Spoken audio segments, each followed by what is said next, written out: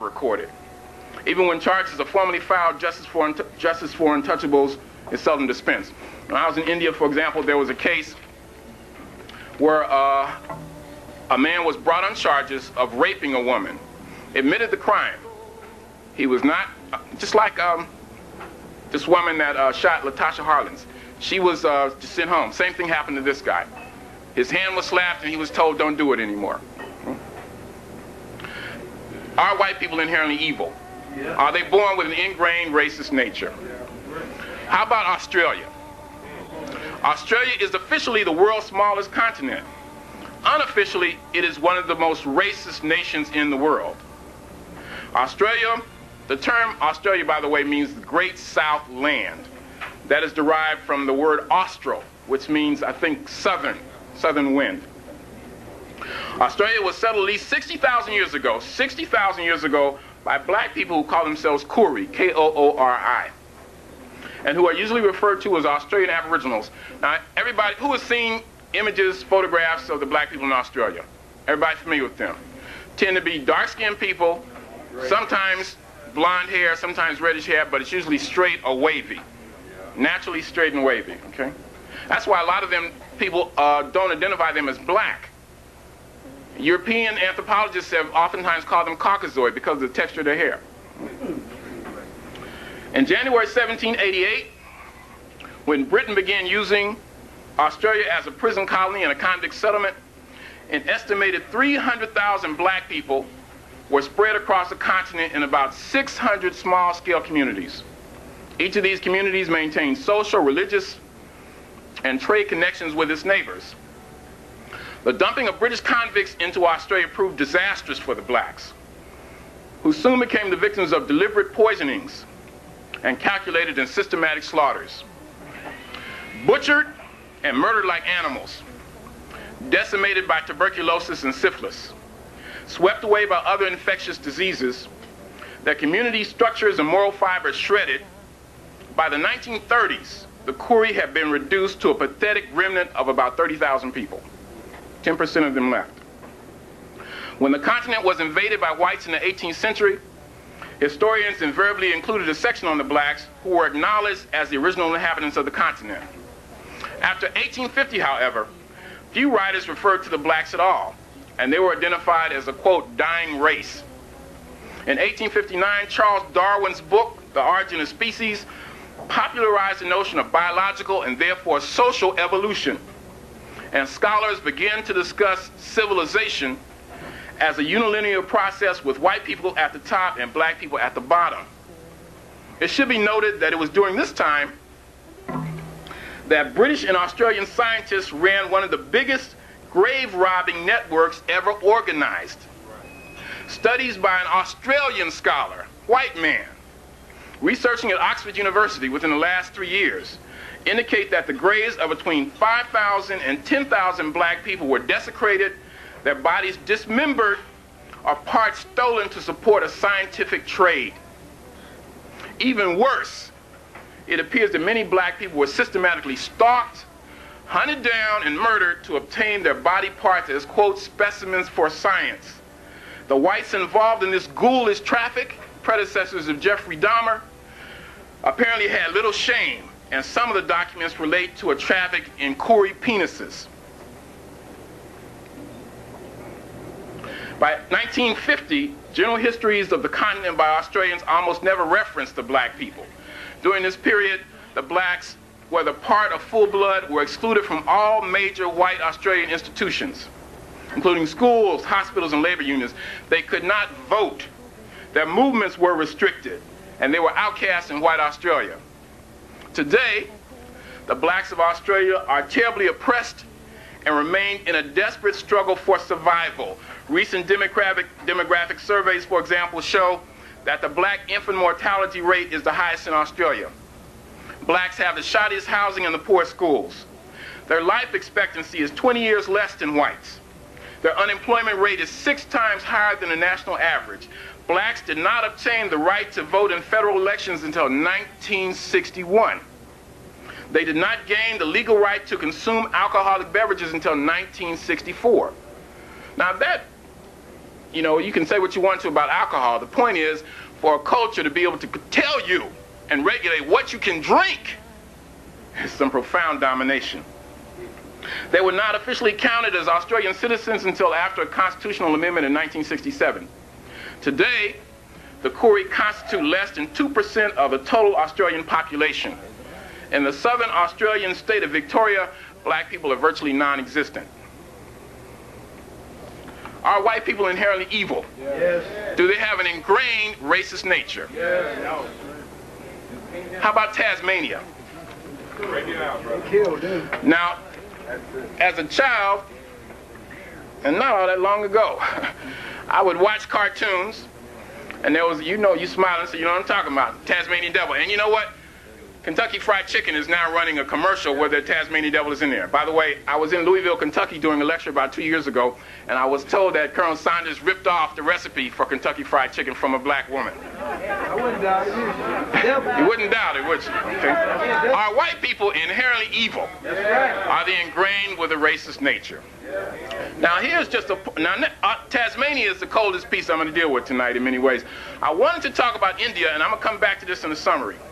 I wanted to talk about India because I was always taught that racist attitudes, racial notions came as a result of the slave experience.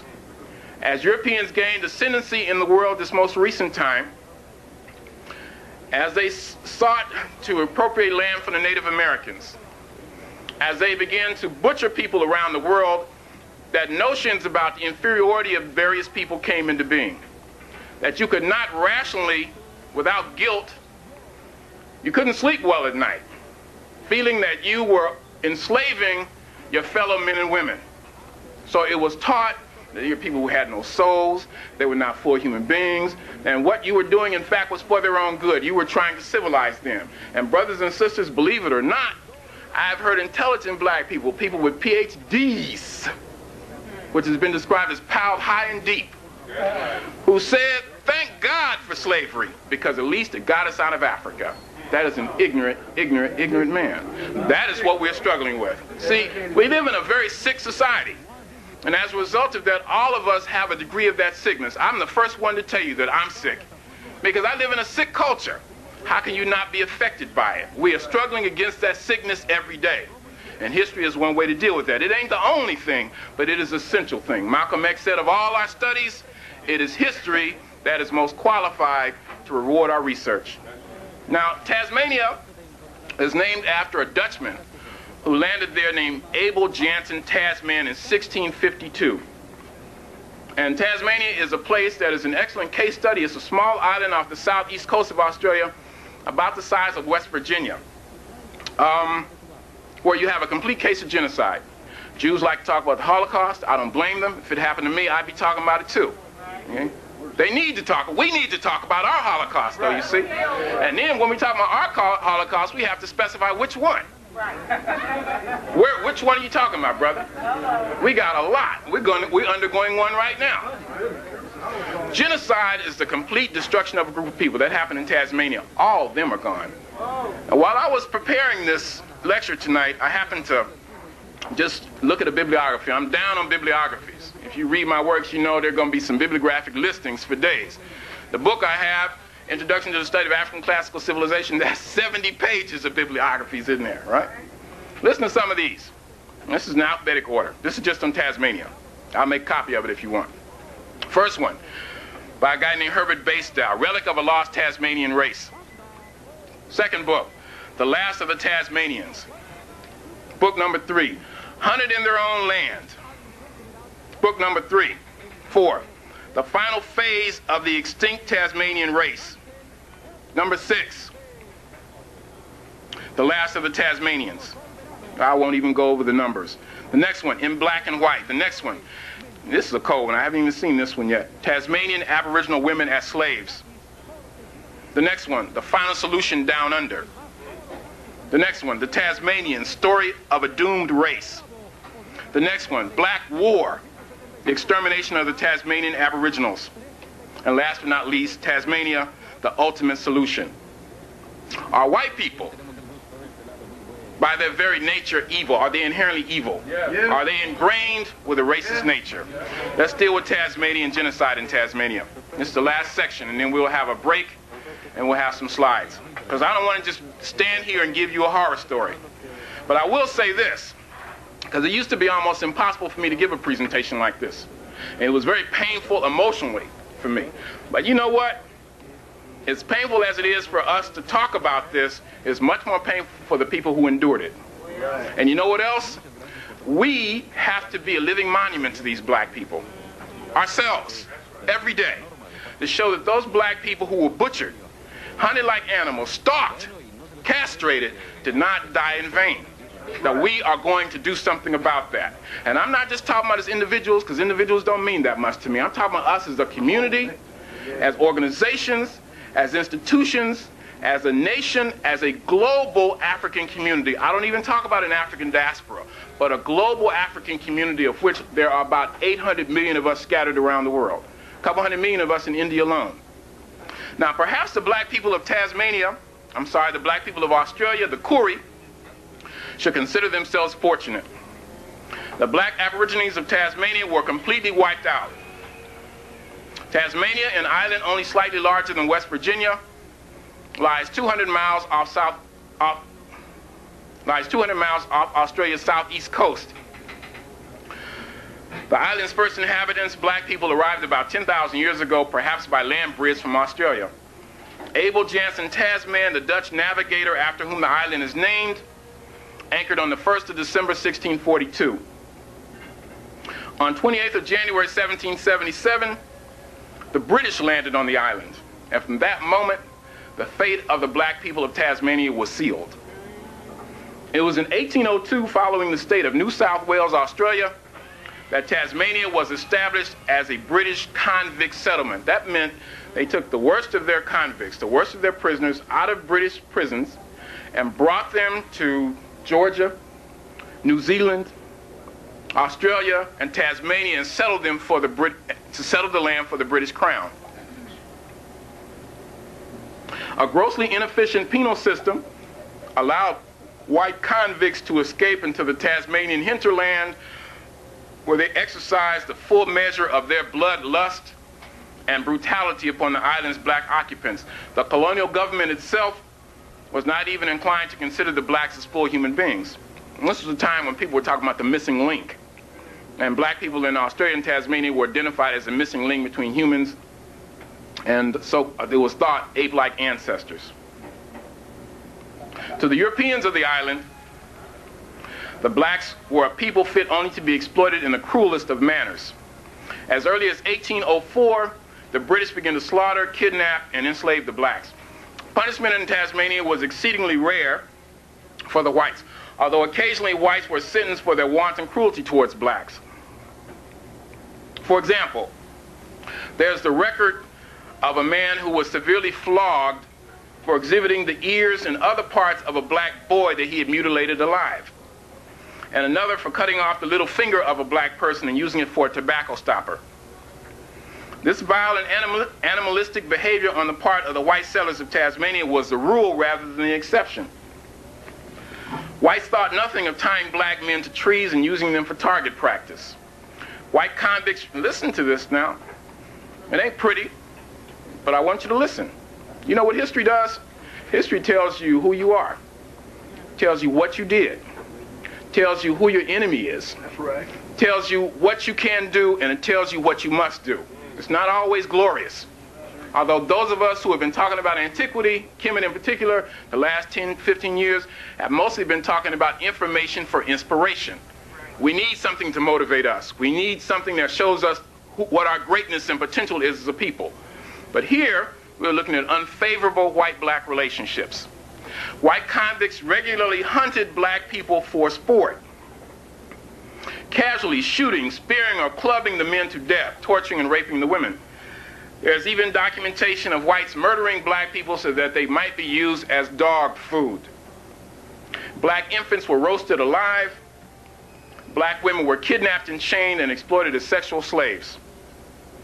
Between 1802 and 1830, the black people of Tasmania were reduced from an estimated 8,000 to 5,000 people to less than 75 people in 28 years.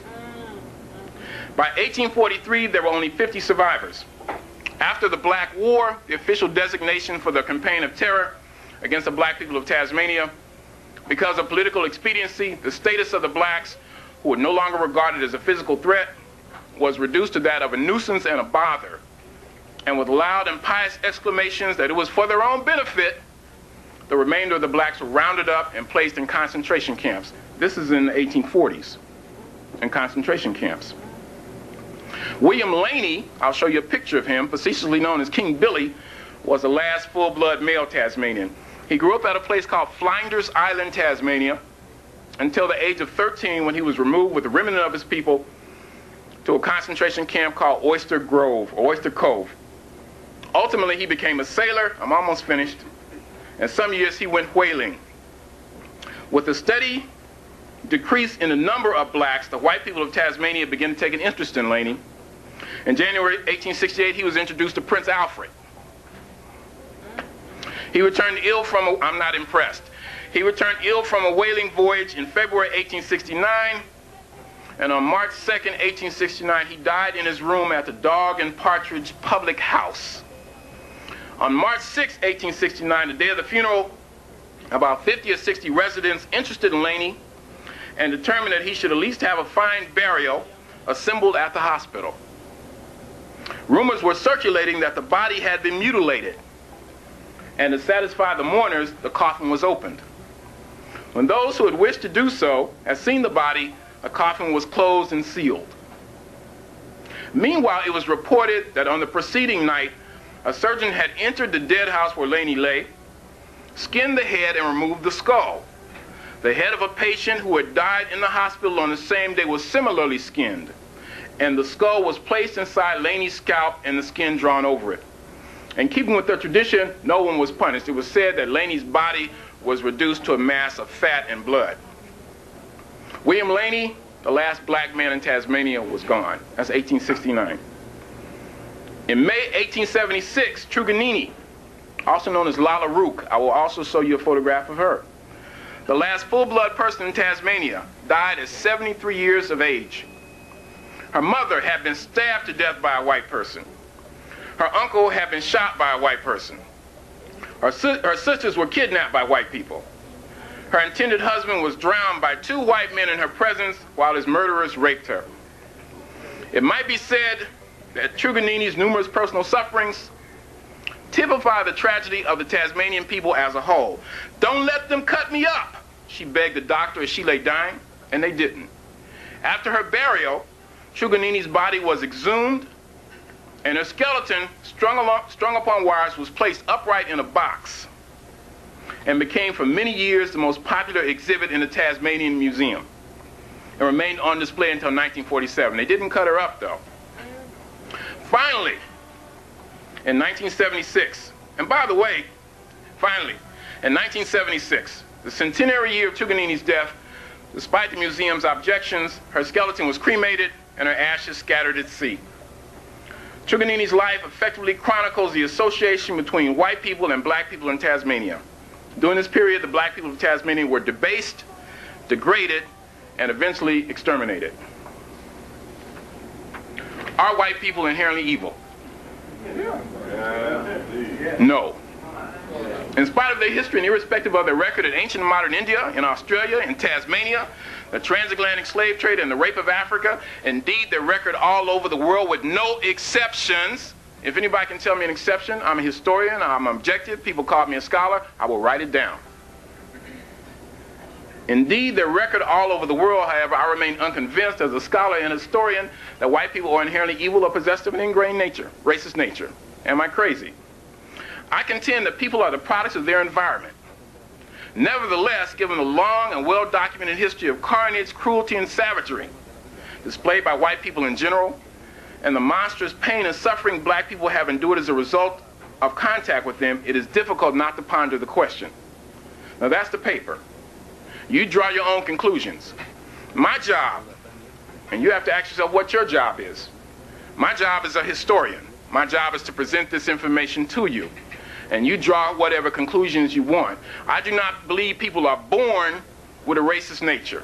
No more than I believe black people are born crackheads, are born violent, are born criminals. That is learned behavior. Nevertheless, I would have to say that Europeans are the product of a perverse and a sick culture. And the less we have to do with them, the healthier we are. That's the paper I wanted to present to you. With that, we will take a break. I once again encourage you to pick up some of the materials. Wait a minute. Let me tell you what you got over here. Because not only that, I want this information to be disseminated. That gives my life a sense of purpose. You have one tape over here called Black Death Down Under. And it is a detailed examination of what has happened to black people in Australia and the South Pacific. There's another audio tape called An African Asian Update that contains a live interview with a black untouchable from India, one of my close friends, who tells stories about how it was when he was growing up, how he got out of India, about how he went back to India in 1991. And there was a case of a little black boy who accidentally touched a cigar of an upper caste Hindu, and as a result of that was forced to eat human excrement and drink human urine.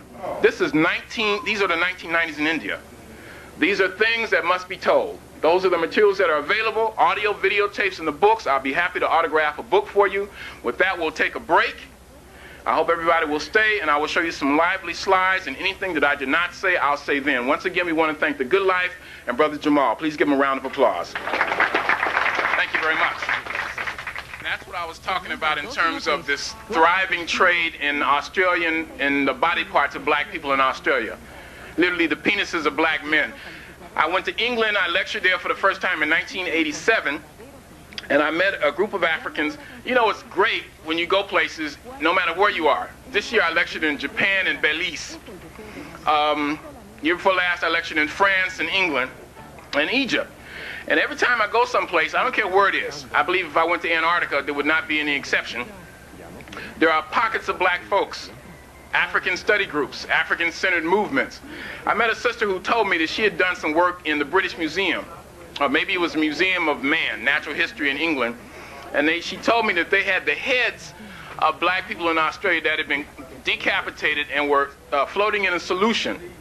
And now a lot of these black folks in Australia and various other parts of the world are demanding that at least those parts be sent back. Even during the Olympics a few years ago, there was a big to-do about a body of a black man from South Africa, which was on display in a museum in Spain. See? That makes you wonder if these people are by their nature evil. And once again, I don't believe that. I'm not telling you that you ain't got to believe that, but I don't, okay? I'm not saying but I will say this. Their culture is evil. Their culture is devilish. Now, let's get on with the slide presentation. Before we do that, stand up, my brother Lemuel. This brother has stopped everything he was doing to help me set up the slide projector, and now he's stand up, and he's running a projector. This is what it's all about. This is our future. This is Brother Lemuel. Give him a round of applause. Thank you, brother.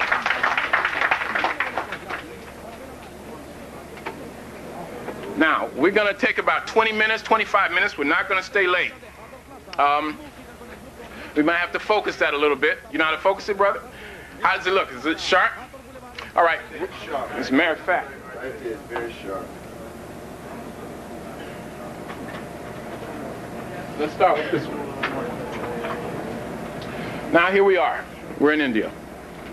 The northwest portion, the mountains, well, actually, it's right here. You see the river right there, the river valley? That's called the Indus River Valley. And that's where early civilization developed. Civilizations tend to develop in the earliest phases in river valleys. And why is that? Because rivers facilitate transportation. They facilitate irrigation. They facilitate communication. And what is the site of the earliest civilization that we can identify? The Nile River Valley. And then next, as we move out of Africa, the next great civilization that we can identify will be in the Tigris-Euphrates River Valley in modern-day Iraq, a country that was formerly called Mesopotamia, which means, a Greek word which means the land between the two rivers, the rivers being the Tigris and Euphrates. And in ancient times it was called Sumer, the land of the black-headed people, black folks. And then we find another great civilization after that, moving progressively further and further from Africa, and that is here in the Indus River Valley in modern-day Pakistan. Now, before India became independent on August 15th, I think, 1947 or 48, Pakistan, India, Bangladesh, and Sri Lanka were one country. And the British partitioned that, Pakistan becoming a country of the Muslims. But that is where the early civilization began. It's called the Indus Valley Civilization because of the river. And it was the people called Dravidians were the ones who built that. Next slide.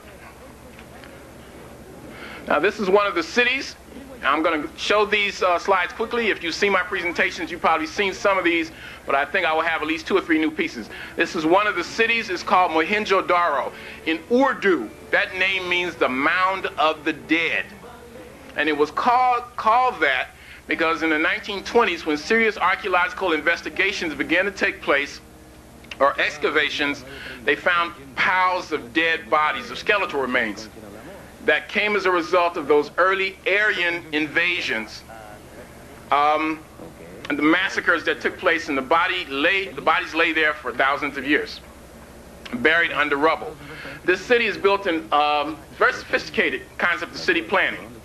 It's built in upper and lower levels, multiple storied houses, uniform and standard weights and measures, a sophisticated sewage system, trash chutes. They had a game similar to chess. They invented the windmill. They domesticated the chicken. They domesticated a species of cotton. They played a game similar to dice.